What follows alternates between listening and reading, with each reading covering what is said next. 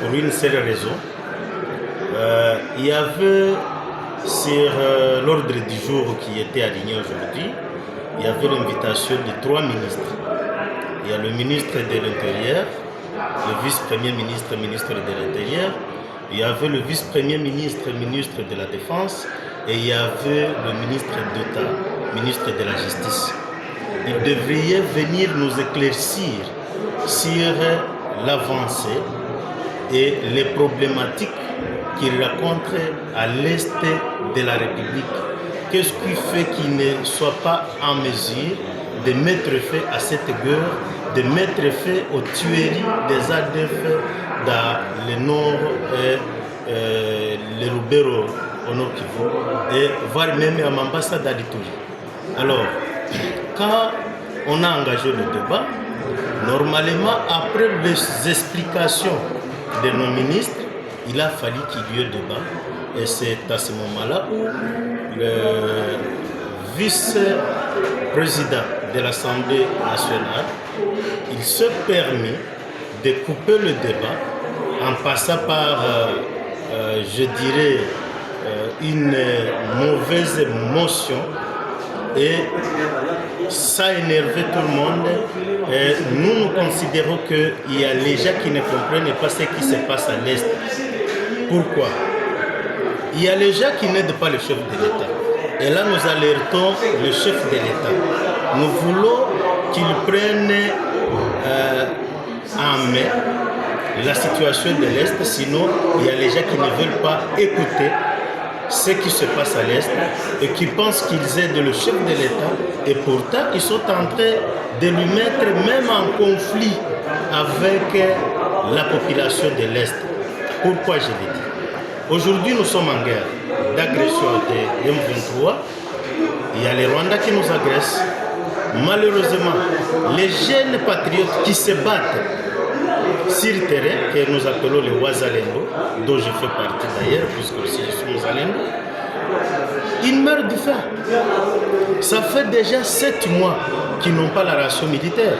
Et pourtant, nous savons que la ration militaire, c'est chaque mois qu'on donne la ration militaire. D'ailleurs, c'est chaque 15 jours qu'il y a la ration militaire, puisque les militaires ne peuvent pas se battre sans manger. Mais il vient de totaliser 7 mois sans ration militaire. Concrètement, honorable, quelle est la situation sur le terrain? Là, je vais y arriver. Allons-y. Je parle d'abord de la situation de ces jeunes Wazalendo qui souffrent et qui se battent pour la patrie. Je venais de dire qu'ils viennent de totaliser 7 mois sans ration militaire. Il y a le problème des blessés. Il faut les médicaments, il faut les soigner. Il faut surtout les soins de la première nécessité. Il faut des moyens. Et nous savons que le gouvernement ne manque pas de moyens. Deuxièmement, il y a le problème des rendus. Nous avons été étonnés et d'ailleurs surpris de voir que les gens qui se sont rendus, vous connaissez vous tous comment est-ce que nos jeunes gens de l'Est, nos enfants de l'Est, ils sont recrutés par force par les M23 et la plupart de ces gens sont des mineurs. Alors, il y a 2 cas de rendus. Il y a d'abord ceux qui ont été recrutés par force, dont la plupart sont des enfants de mineurs, des élèves et des étudiants. Et les autres, ce sont nos jeunes Wazalendo qui ont été capturés lors de la prise de la ville de Goma. Ils ont été incarcérés par le M23 pendant 6 mois. Et aujourd'hui, on les inflige une double peine ici à Kinshasa. Ils se sont battus, ils ont mis leur vie en danger en fait de se rendre au gouvernement, et ils arrivent au gouvernement, on les incarcère encore dans les prisons Makala et Andolo. D'ailleurs, 7 parmi eux, ils ont déjà décédé. Nous nous posons la question, est-ce que le chef de l'État il est au courant de ça? Vous avez suivi vous tous la déclaration et les communications du porte-parole des FARDC qui sensibilisait nos militaires FARDC qui ont été capturés de l'autre côté, ceux qui ont été pris en otage par l'ennemi, de chercher par tous les moyens comment quitter cette zone. Et moi je pense que la personne qui a donné l'idée d'incarcérer Serandi, il serait au service de l'ennemi sans le savoir. Puisque depuis le jour où ces gens-là, on les a mis en prison, on ne va plus encore les rendre. Et pourtant, c'est chaque semaine qu'on a enregistré les rendus. Il y avait vraiment des défections au sein de l'ennemi. Et l'ennemi était déjà, il se trouvait déjà en difficulté, puisqu'il a aussi le problème de l'effectif. Et alors, avec cette décision d'incarcérer les rendus, ça les met déjà en problème, ça nous met déjà en problème.